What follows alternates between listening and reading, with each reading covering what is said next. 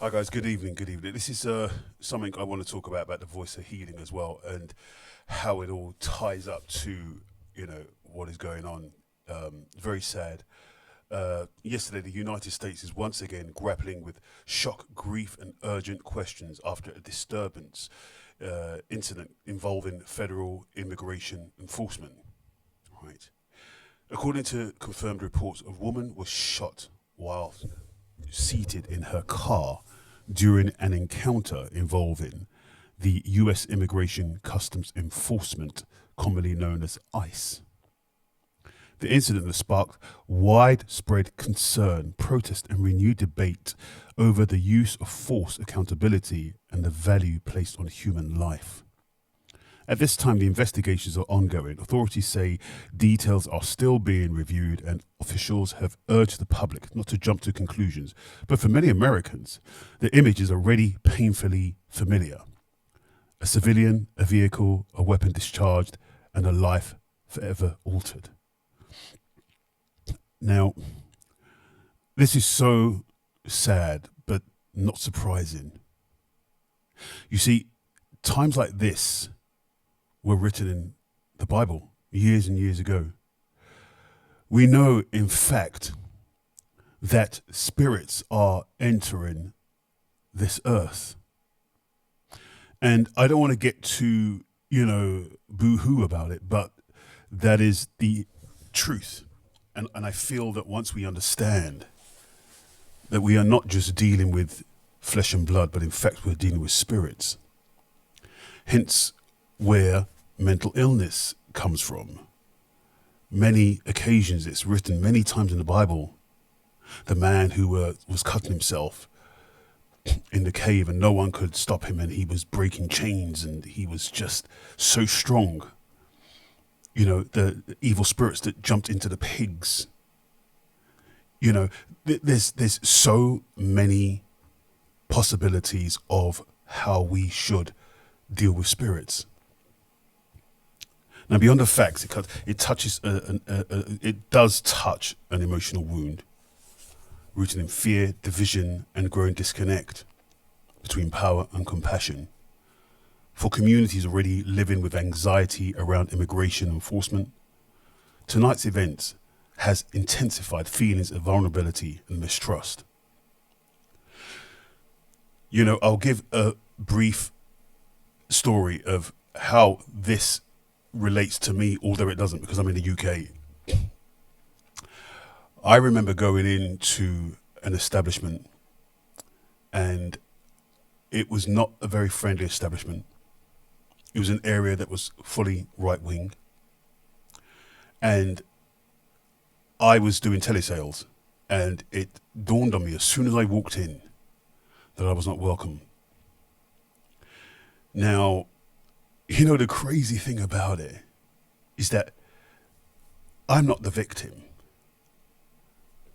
They are not the victim. Those people who were horrible and not very pleasant to me, they were following a program of what they were taught, the news that they read, the information that was seeped into them from childhood, even beyond. And it's only now I realize, going back to the things like ICE, these are puppets. These guys who are shooting, they have this Dutch courage being given to them by Donald Trump. And my point is, these guys do not know what they are doing. They're actually committing heinous crimes, seeing life as nothing, but they've been programmed.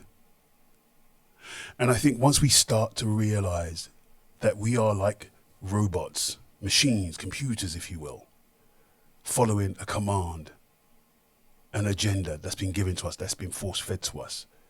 This is why it's very important to be careful what you let into your spirit, be it through TV, be it through media, be it through newspapers, music.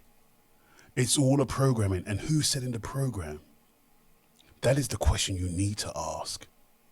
And even law enforcement, and I respect law enforcement, especially in the UK, they're incredible. They've done nothing but support me in any times I was in distress. Authorities, but there are some bad apples. And it just happens in America. It seems like there's a lot more bad apples than there are good. Callousness is a way not to go, and it causes distress. Imagine that man, the ICE agent, going home, knowing that you've just taken someone's life. Has he become desensitized to it? Does he speak to his family? Does he warrant his actions? Because his life is in no way, any shape or form in danger.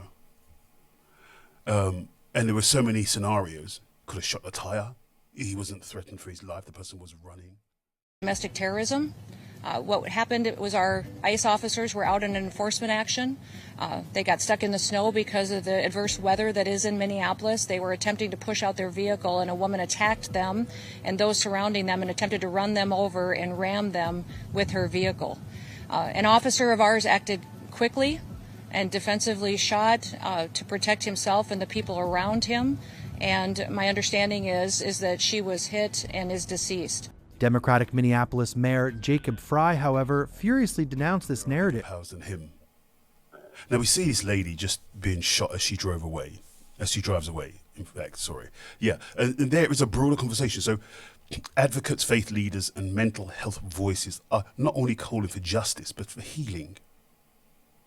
One movement gaining attention is the Voice of Healing, a philosophy centered on restoring humanity in the moment of crisis, because it is going to get worse.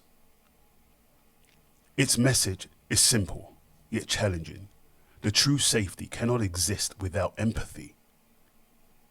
That authority without conscience leads to tragedy, as we saw in America. And that a society cannot police its pain away. It must face it, process it, and heal it. You cannot keep fighting America. It seems to me that America is fighting the whole world. And maybe, God forbid, everyone joined together and came against America. We're talking Russia, Iran, all the countries, all the powerful countries. Because you cannot sustain this kind of leadership or supposed leadership. The Voice of Healing is not about blaming, and this is the point. It's about healing. Everybody heals. A person who abuses a child needs healing. A paedophile needs healing. Yes, we know they're victims, absolutely need healing. But there's a reason why. We must come to the root of the issue. As a nation watches and the investigation unfold. I mean, there is no investigation, really, if you ask me. Of course, you have to go through due process and the legal proceedings. But it's obvious the person was in a car. She was stopped. Someone said she tried to run over a police officer, the ICE agent, which in fact is a lie. Because as we can see, she wasn't trying to run over anyone. She was just trying to evade. How many more moments like this will it take for us to choose de-escalation? How many more moments like this will it choose? We need to choose de-escalation, not to escalate. And this is why I commend our British police officers. And this is why I commend and also the first responders. And I say to the public, do not abuse the kindness, the trust that the British police and first responders offer. Do not abuse that. The fact continues to emerge. One truth remains clear. America is not only in need of answers, it's in need of healing. If you liked this video, please share, comment, and be safe and be happy in your life.